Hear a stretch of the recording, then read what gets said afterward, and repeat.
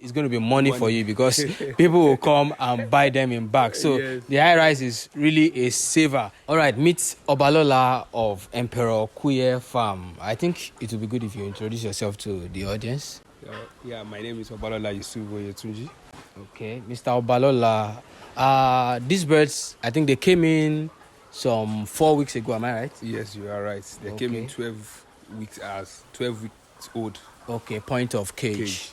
All right, and today they are 16 weeks.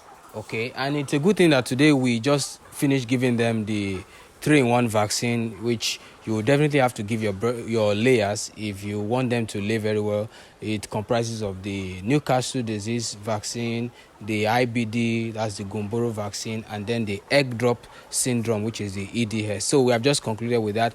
But generally, people say that poultry farming is difficult, and more so getting point of cage or point of lay on your farm. Some people are very scared. Would you say that is actually a risk on the farm? Not at all.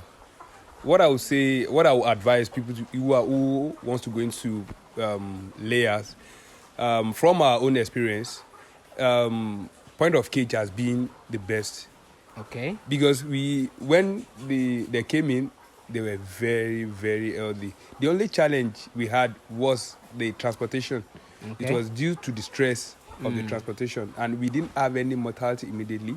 It was those that had fractures that we had challenge with, which later have. That's during the handling and all that, and they were just few. Okay, so I would say maybe would I be right to say you guys got lucky because somebody else might get their own point of cage from another farm and they're having a different experience. So I think the wisdom there would be that you should try as much as possible to get your point of cage or point of lay from a reputable source. Okay, so concerning diseases, have you encountered any major challenge, maybe that you're having a kind of peak in mortality? Is there anything like that? We haven't had any peak in mortality ever since. Okay. What would you say is the maximum mortality per day after the stocking of the birds? We haven't had any. The only one we had was due to the injury the bird had in the cage. Okay, wow. So apart from the few ones that died when they just came, about 2 of them or so,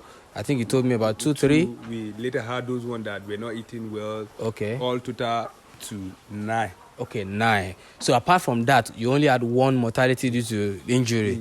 Wow, that's fantastic. And that's about 1 month on the farm already, just 1 mortality. That's great. Also, is there any challenge, management and everything, getting feed to the farm? Is there any challenge that you have been passing through on this farm? We haven't had any challenge because from the feed aspect, we buy directly from the feed miller, which are a reputable one. In terms of management, it has been very easy in managing the birds. Okay. The only challenge we have is the feces. Yes. Getting rid of the waste. Yes, because it is just the manual pushing. That's the operation, and we tend to scale up to get a scraper. Okay. And going forward, we move to high-rise method. All right. So in case you don't know anything about the high-rise structure, that's the type that you have a lot of clearance from the floor to the place where the bird's cage are installed, and they just defecate and their feces go underneath maybe about 10 feet lower than the cage of the bird. So you don't get to pack the feces, you don't get to get rid of the waste often as you have to do it. I think in this case you have to do it almost every other day. Yes. Okay, so for the high-rise pen, you can go 6 months without even touching their waste, and by the time you even get rid of the waste, it's going to be money for you because people will come and buy them in bags. So the high-rise is really a saver in that case, but it's really expensive. Very, very expensive. It's really expensive. Okay, all right. So even this one, even if you don't get to build the high-rise structure, you can actually have the manual scraper, but then it will require power on your farm. You need to have a massive generator, or can you use solar for that? The solar has to be very powerful. Very powerful. Lots of panels. Also, one of the challenges we are having now, farm is today where we still have, we don't have electricity supply. Okay, there's no electric poles around that you can even connect to. Okay.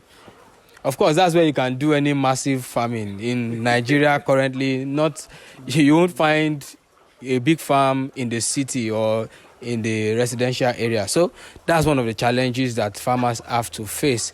Okay, so generally, would you say the flock, they are okay? Very okay.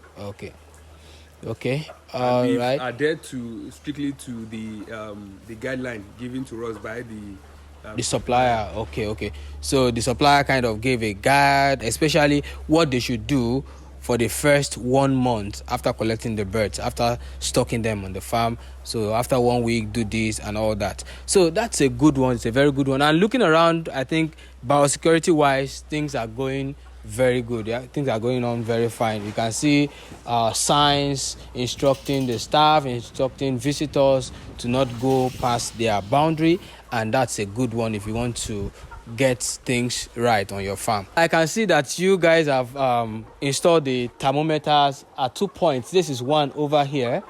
Yes. Okay, what can you say about the use of the thermometer, please? It's a very good device for us to use in the farm now. Okay. Because that gives us a guide towards our operation. Yeah. We install also the fogger. When the temperature is too high, Yeah. it gives us the information to on the fogger so that we can cool the temperature of the pen. So which also helps in our operation. That's very good. So, it's very difficult for, if I ask him, if I was maybe 10,000 miles away and I just ask him, hey, Obalola, what's the temperature of the house? And without the thermometer, he can't say. We just say, yeah, it's hot. But how hot is hot? So with the use of this kind of device, the thermometer, you can tell exactly what the temperature is. So you can just say, oh, it's 34 degrees, as he is currently, I think, 34.2 degrees C. So it's easy to just know what is available on the farm. And then you can take any measure that is necessary, like putting on the fogger to sprinkle mist around the chicken house so that you can cool down the temperature. So I think everything is going on well, and this is their 16th week. For layers, generally we expect eggs from 17 weeks, 18 and 19. So we are hoping that maybe later in this month we can get the first egg, and that's going to be a wow. Please, can you tell us what you do with these smaller tanks? Like I say, you have a bigger tank here. Why is there the need to install these smaller ones over here? First and foremost, we have the bigger 1,000 liter. Okay. That which is transparent. It gives you a clear information of the water level in the pen, that you shouldn't run out of water. Yeah. That's one. The reason why we have this now, if there's any issue that we need to treat any of these in terms of medication, we can actually measure. This is the medication we want to give this line, and we dose from here. And I think it's easier to also wash these smaller ones instead of having to climb the bigger tank, because the more you medicate, the more often you have to wash the tanks. Okay, that's a good one. And also, generally, if you want to flush the nipple. Okay, the nipple, yeah. We can actually dose from here, so that we can flush instead of using the bigger one. So that's good. And I can see the cage slopes perfectly downwards. So regardless of the fact that this tank is small, the water still gets to flow all the way down to the end, and that's a good one. That's what we have for you from Emperor Queer Farm, and we are hoping that you guys will see our first egg or first set of eggs very soon. All right, so is there any word you have for any aspiring farmer, maybe somebody who has been looking into poultry farming for a while, but they are still scared? They are hearing a lot of things on the internet or from their family members. Is there any word you want to give them, something to encourage them and tell them to go for it?